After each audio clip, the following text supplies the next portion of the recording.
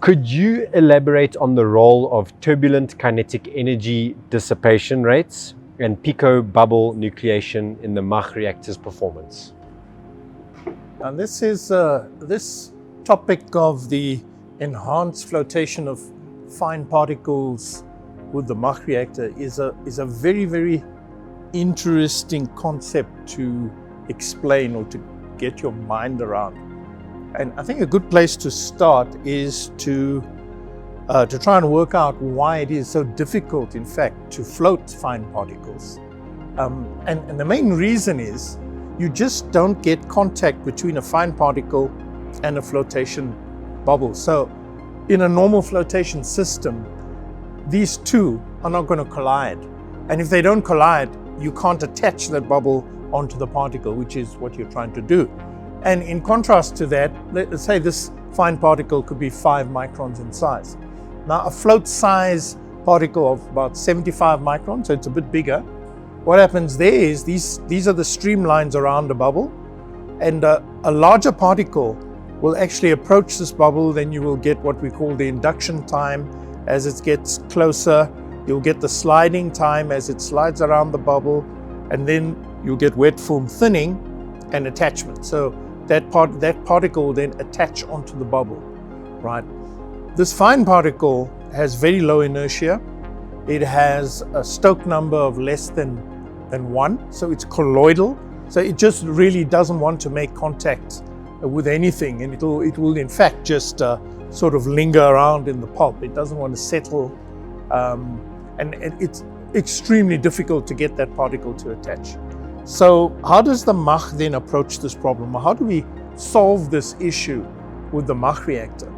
And the attachment then, or the way we solve this problem of attachment is in the venturis of the MACH reactor, and in the throat of the venturis specifically, where we get the instantaneous pressure going down to below water vapor pressure, and you start to generate cavities. So now this fluid now wants to start forming cavities, and the question is, where are those cavities going to form?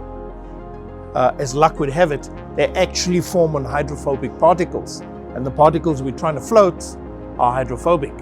So we're going to have a situation where a fine particle is going to give birth to a bubble. So you're going to have a cavity that forms in a little crevice or irregular feature on the surface.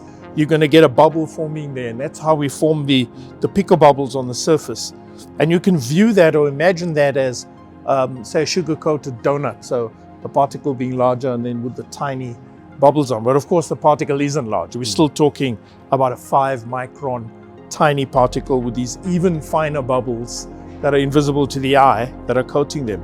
And then the next thing that happens, because of the mixing in the reactor, because the other thing that happens in the throat of the venturi is, if you're looking at the energy levels, it's quite low, and then as you get into the throat of the venturi, where the cavitation action starts, your kinetic energy dissipation rates start to go up exponentially. So the degree of mixing goes up exponentially. And what that helps to do is to get these fine particles to aggregate together. And those pico-bubbles form little bridges between the particles and hold them together. Now this cluster of particles actually has a lower total free energy than a particle on its own.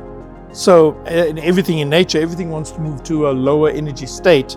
So you're going to find that this aggregation effect is going to want to happen naturally anyway, and we just enhance that with the mixing in the MACH reactor. So now what have we done? We started off with a 5 micron particle.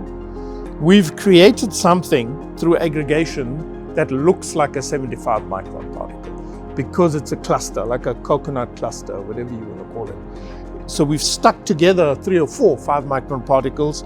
It now looks like a larger particle, and when it approaches this bubble, it behaves like a large particle. So now you can actually get it attached. You do get collision and attachment with the float bubble, which I've drawn here. And of course then that then levitates up to the top of the float cell, and you have successful flotation.